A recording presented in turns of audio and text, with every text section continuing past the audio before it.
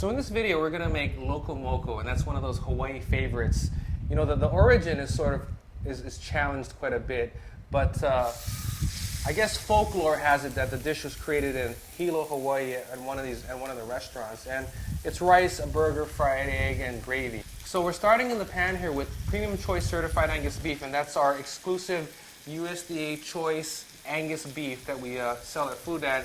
And the reason that we chose this is because I wanted to use a beef that's going to have a nice rich flavor, and we're also using an 80-20 mix, and that means there's about 20% fat in the burger.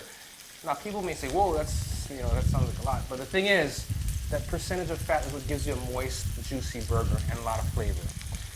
So it's in the pan right now, and we're going to sear it on one side. Then we're going to flip it over, and then I'm going to take it, and then we're going to go ahead and make the gravy, which is the next piece. Okay, and how do I know when it's ready to flip over? Well, you're starting to see some of the grease that's coming out of it, right? It's rendering out. And as it continues to render out, what you're going to do is you're going to brown the bottom, right? So it's probably been a minute and a half. A good thing to do is to look underneath it real quick and then decide if you want to turn it. So I'll hold it for you. Why don't you just still flip it, but look at it from the bottom. Is it browning? Oh, that's nice. Okay. So we're going to let this cook a little bit here. Now, one thing about burgers when you're making them is they're going to shrink when you're cooking them. So when you're working with a burger, whatever size you want it to end up, you want to start with a little bigger because it's going to come together. Okay? So now I'm taking the burger out of the pan and we're going to work on the gravy. Okay. Now I'm taking it out, and we'll see this extra grease. I'm going to take it out and put it in a bowl here. Now, in here is all of this kind of caramelized pieces, right? And that's flavor. So we want to preserve that. That's called the fond, and we want to make sure that goes into the gravy.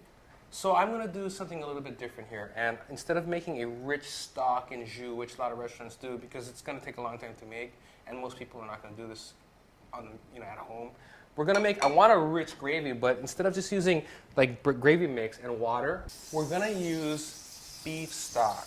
So I'm putting some in the pan here. And then what I'm going to do is I'm going to take some of this brown gravy mix and I'm going to sprinkle it over here. And what that's going to do is it's going to add some flavor, but it's also going to be what's going to thicken this. And so what I'm trying to do is build flavor. So now I have my fond that's in here, right? And it's getting broken up because of the beef stock that's in here.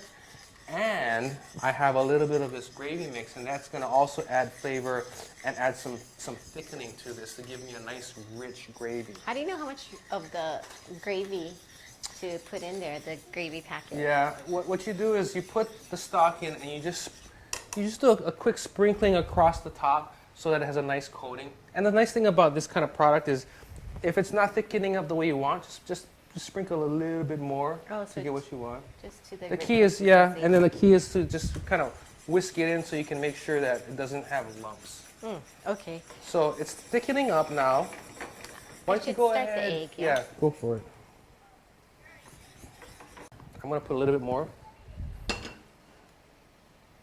Stir this in. Now, what I'm going to do next is I want to heat this burger and make it nice and hot. So I'm going to I'll put a little bit more, just a little bit more. It's getting really dark. Yeah. That's a nice egg. Okay, I'm going to take the burger and put it back in. Oh, so it can soak up some of the gravy. So it can heat up and all of the flavors can come together and marry and be happy. Now while this is going down, I'm going to season the egg a little bit. Okay. Just a little bit of pepper and a little bit of salt. Now, one of the things that you might want to do, and I recommend doing this is a pan here that we only do eggs in. This pan is my egg pan, and it never gets anything cooked in it except eggs because that way it doesn't get things stuck to it, and it's always ready to, you know how sometimes your eggs get stuck in a pan? Well, it does for me sometimes. So this is your egg pan. This is my egg pan. Okay. Okay, now, we're ready. Your good. egg is ready. This is ready. It's warm through. We have gravy, right?